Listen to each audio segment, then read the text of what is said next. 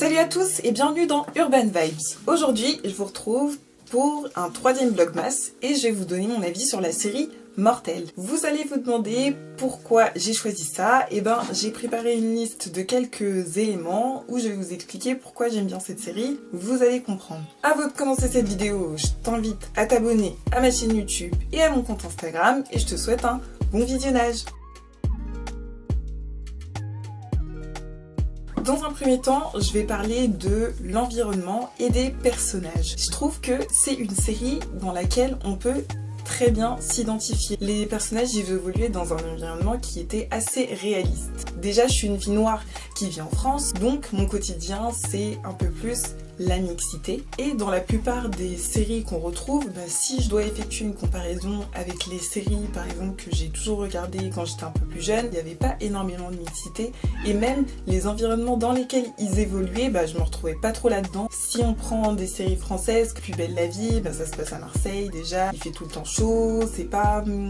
Même si eux, ils essaient de représenter cette mixité, c'est pas un environnement dans lequel moi personnellement je réussis à m'identifier. Si on prend une série comme Foudre par exemple, ça se passait à Nouméa, je pouvais pas trop m'identifier. Si on prend des séries comme Cœur Océan, et souvent c'était l'été que ce genre de série ça sortait, donc en gros des environnements auxquels on pouvait pas énormément s'identifier. Et ce que j'ai apprécié dans Mortel, c'est qu'en gros, leur lycée, ça aurait pu être mon lycée. Après je sais que c'est pas représentatif de la France entière, mais moi qui vis déjà en région parisienne, j'ai pu davantage m'identifier à l'environnement. C'est le premier point que j'ai apprécié. De deux, tout à l'heure je vous ai parlé de la mixité. On a un personnage métis, on a un personnage noir, on a un personnage maghrébin, on a des personnages blancs.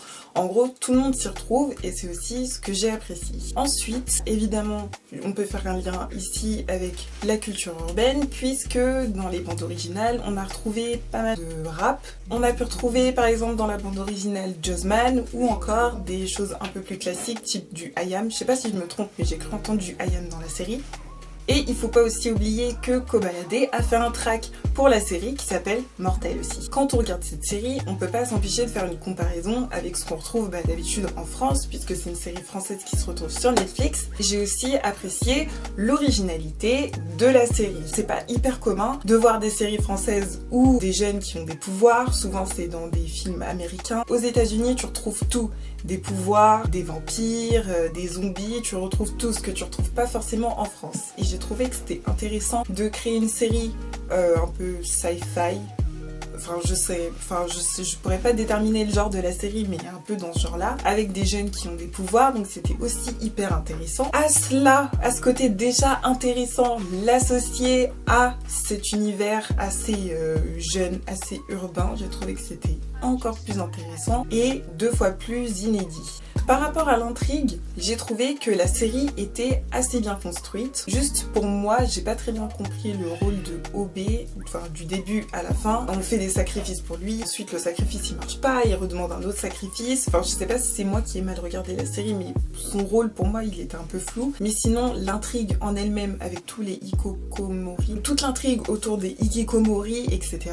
En soi, il mène une enquête et j'ai trouvé que par rapport à ça, l'intrigue était assez bien construite. Quand il recherche qui a tué le frère de Yacine, la finalité m'a beaucoup fait rire quand on voit donc qui a tué Reda. J'ai trouvé ça assez drôle parce que je m'en doutais pas et au final c'est pas choquant et c'est assez marrant par rapport à tout ce que le personnage y fait dans la série depuis le début. Pour donner un avis global sur la série rapidement, je trouve que c'est un pari réussi puisqu'ils ont réussi à donner des pouvoirs à des jeunes dans un environnement qui était c'était pas fantastique, c'était un environnement hyper réaliste et réussir à intégrer des pouvoirs dans ce genre d'environnement, c'était assez intéressant sans que ça fasse cliché ou trop ou que ça soit pas réussi. Un bon équilibre a été trouvé et c'est pour ça que j'ai voulu faire une vidéo sur cette série pour souligner tous ces éléments.